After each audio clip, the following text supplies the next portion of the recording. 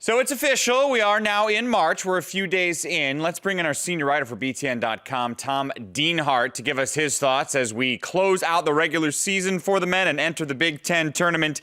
Tom, which teams do you have trending up as we enter the week coming up in Chicago? I think a couple. The hottest teams probably are first Maryland with 7 wins in a row.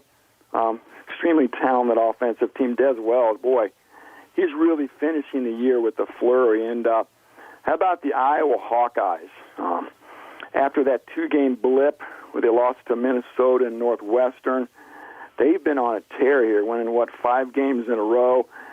Aaron White is playing as well as anybody down the stretch, so I think the Terrapins Hawkeyes really will bring a lot of momentum to Chicago. What a different end of the regular season for Iowa this year than last year, huh? What about the inverse of that? Give me the teams that are trending down right now. You know, Indiana, unfortunately, you flash back to the beginning of the Big Ten season.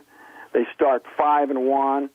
Hopes are high in Bloomington. Well, since that 5-1 start, the Hoosiers have gone 4-7. Injuries have been an issue, a lack of size, an over-reliance on the three-point shot. Again, and plus the defense has just been atrocious at times. So Indiana's sort of crossing the finish line on fumes a little bit, and it's been a tough go for Tom Crean's team down the stretch. It's always interesting when you go to the Big Ten Coach of the Year, partly because, it's close in just about any conference. You could always throw out a few names, but especially in this one with the talent that the Big Ten has amongst head coaches. Where do you lean for this year's honor?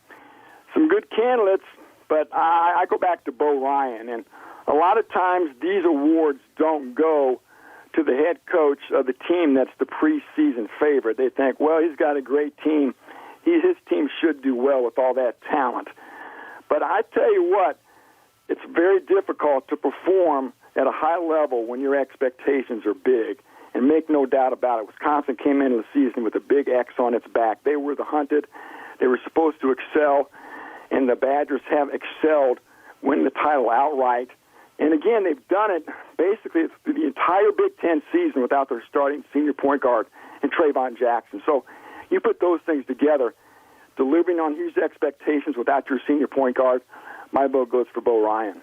Yeah, it's hard not to go with it. I'm just curious, is your number 2 Mark Turgeon, considering what happened last year, the players he lost, joining a new league, is he right behind Bo, or do you have somebody else? I think he's probably right there. That was a team, if you flash back to the preseason publications, was supposed to be a bottom-half Big Ten team. And, of course, you talked about the attrition he had to deal with from the offseason. So, yeah, I think Turgeon's probably number 2. I tell you what, maybe you make a case for Matt Painter if they find a way maybe to beat Illinois this weekend, get into the big dance. Remember, they finished in last place last season. And also, flash back to December, Purdue looked like it was going nowhere when it lost at home to North Florida and then to Gardner-Webb.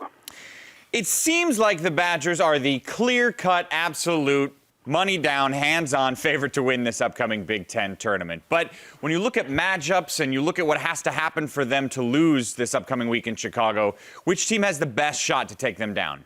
It really may be a team like Iowa, and I know Maryland's a little bit hotter.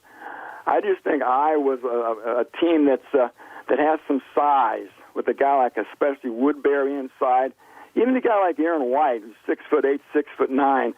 I think their size and length and depth would maybe be a better matchup for a team like Iowa, or for a team like Wisconsin coming to this Big Ten tournament, more so than Maryland. So keep your eye on Fran McCaffrey's team. I think, again, personnel-wise and with the way they're playing, they may be the biggest threat to Wisconsin and Chicago.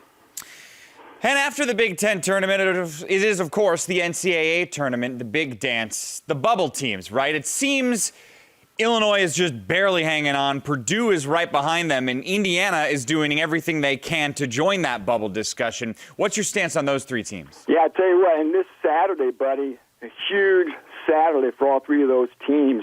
Must-win situations for Indiana. They're at home against Michigan State. Again, we talked about their struggles. Of course, that'd be a nice quality victory for the Hoosiers to get. Right now, Jerry Palm has them as a number 10 seed. I tell you what, though, Mike, even if Indiana loses to the Spartans, and even if Indiana loses the first game in Chicago, I think they're still going to find a way to get in just with a very bad seed. I think there's more urgency in West Lafayette on Saturday. Illinois at Purdue.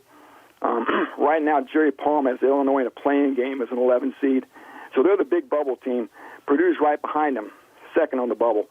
Again, the winner there, I think, probably punches their ticket to the big dance. The loser is going to have some work to do in Chicago. Yeah, I was just going to say that it not only seems like a win would massively help the winner, but that loser would almost need to make it to at least the semifinals, you would think, right? Yeah. I'll tell you what, the RPI numbers for both Illinois and Purdue aren't great. The overall resumes aren't tremendous, so you're right. A loss there, and like you said, in Chicago, the loser's going to have some work to do. That may include, like you said, upwards of a couple of victories. He's the best. He's our senior writer of BTN.com. He's Tom Dienhart. Thank you, sir. Thank you, Mike.